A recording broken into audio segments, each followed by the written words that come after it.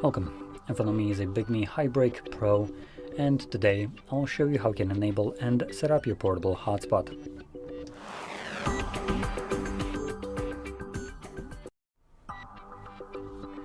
So to get started, you will want to pull down your notifications by swiping down from the top of your screen and then locate the hotspot.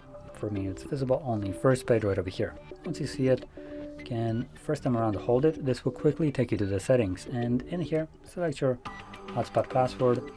You can either check what the password is set by default, or you can just get rid of this one, which is what I would recommend, and then set up your own password, which will need to have at least 8 characters in length. Click on OK to save it, and that's really the only thing I recommend changing in here. So let's close this up, find the toggle once again, and this time around we're just going to tap on it to turn it on. And now you can connect with other devices to your hotspot. Once you're done using it, you can tap on this toggle once more to turn it off, as hotspot will consume more of your phone's battery, so when you're not using it, there is really no reason for it to be running in the background. Now, with that being said, hopefully you found this very helpful, and if you did, don't forget to hit like, subscribe, and thanks for watching.